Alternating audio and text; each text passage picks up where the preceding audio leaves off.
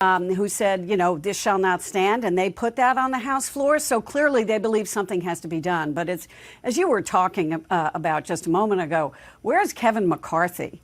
This is about leadership. This is about his leadership team.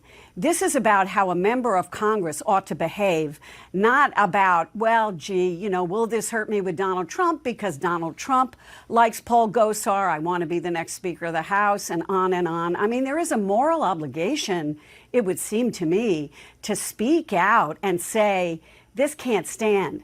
This person needs to learn a lesson here. And, of course, McCarthy doesn't want to do that. SC, I haven't heard the term moral obligation in relation to, sadly, I don't say this with any pride, in relation to a lot of folks in Congress of late.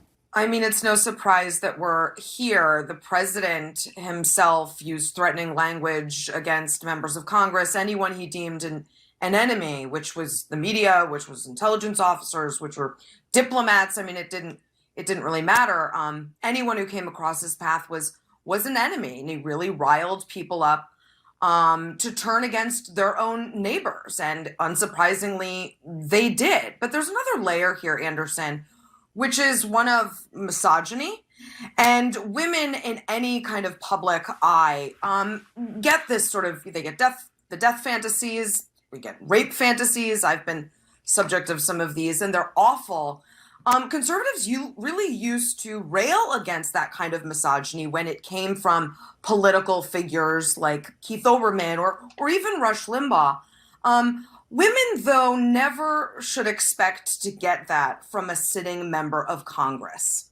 That's the shocking part, that a sitting member of Congress put out a video wherein he, in an animated way, kills a woman in Congress. I mean, it is shocking. And again, Mr. Gosar is a little bit of a freak. He is a disgusting person. He should not be government.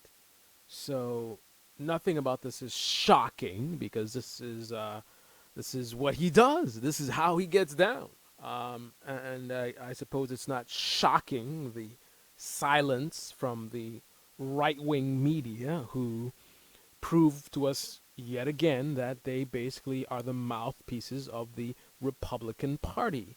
Crowder, Shapiro, Newsmax, Blaze TV, that's what they are, right? Anything that makes the Republican Party look bad, keep your mouth shut, don't talk about it, right?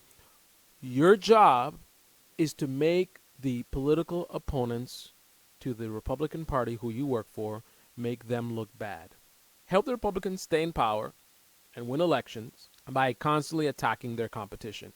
That is the job of right-wing media.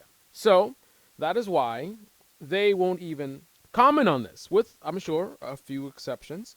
And I'm sure those few exceptions are going to be focused not on what Gosar did, but on how the Democrats are handling it, or even how left-wing media is handling it, right? There's no interest at all in exposing and talking about and focusing on corrupt Republicans, do-nothing Republicans like Gosar, who is so bad he's got multiple members of his family multiple times coming out and speaking out and saying, this guy is trash, right? He's so bad that his family comes out and calls him out, but yet no interest from Shapiro, Crowder, Blaze TV, Newsmax, right?